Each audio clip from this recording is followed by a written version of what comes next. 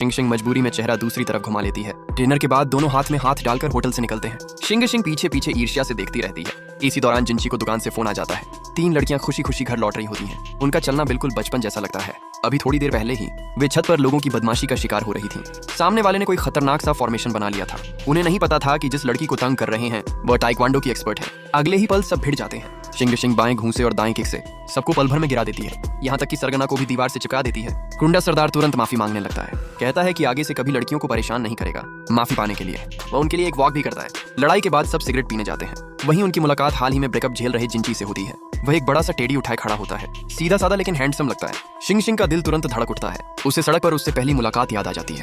वह उछलकर उसके सामने पहुंचती है और दोनों हाथ उसके कंधों पर रख देती है। जिंची कुछ समझ पाता उससे पहले ही वो उसका पहला किस ले लेती है। जब तक वह संभलता शिंग शिंग उसका नंबर सेव कर चुकी होती है। कहती है कि मैं जरूर तुमसे मिलने आऊंगी। रात को फोन करना, कॉल उठाना मत भूलना। जाते जाते वह फ्लाइंग किस भी देती है और एक दिलकश मुस्कान छोड़ जाती है। जिंची पूरी तरह उसके जाल में फंस चुका होता है। 3 साल गुजर जाते हैं। जिंची अब एक सुविधा स्टोर का मालिक बन चुका होता है। उसकी खूबसूरती की वजह से रोज स्टूडेंट्स आते हैं सिर्फ उसके साथ फोटो लेने के लिए। वह फोटो खिंचवाते वक्त भी अपने प्रोडक्ट्स का प्रमोशन करना नहीं भूलता। सब छात्र उसका साथ देते हैं और वादा करते हैं कि प्रचार जरूर करेंगे। सब मिलकर फोटो लेते हैं। तस्वीर पाकर छात्र बहुत खुश हो जाते हैं। जाते वक्त ट्रिप का वादा भी याद दिलाते हैं।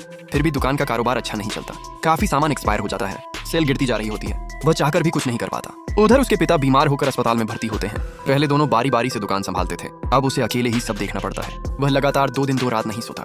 आंखों के नीचे काले घेरे पड़ जाते हैं। फिर भी वह छात्रों के साथ फोटो खिंचवाता है और हर बार सामान का प्रचार करता है। बार बार यही सिलसिला चलता रहता है। आखिरकार वह पूरी तरह थक जाता है। दुकान के बाहर भर्ती का पोस्टर लगाकर वह काउंटर पर ही सो जाता है। उसे नहीं पता होता कि उसकी किस्मत बदलने वाली है। एक औरत लहराती चाल में आती है, दुकान के बाहर रुकती है और अंदर शरारती मुस्कान फेंकती है। उसे यकीन होता है कि सालों से जिसे ढूंढ रही थी वह यही है। वह दरवाजा खोलकर अंदर आती है और टेबल थपथपाकर उसे जगाती है। जागा हुआ जिंची हैरान रह जाता है। जब पता चलता है कि वह इंटरव्यू देने आई है, वह उसका रिज्यूमे देखता है और कहता है कि यह काम तुम्हारे लिए सही नहीं है क्योंकि नाइट शिफ्ट लड़कियों के लिए खतरनाक होती है। वह उसे किसी बहाने से भेजना चाहता है लेकिन चालाक शिंग शिंग उसकी थकान देख लेती है।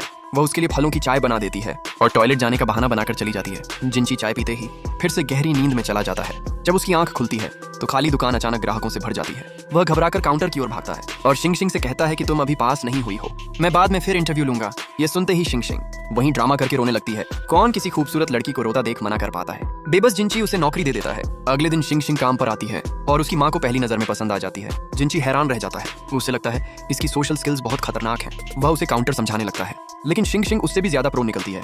सब कुछ बड़ी सफाई से संभाल लेती है।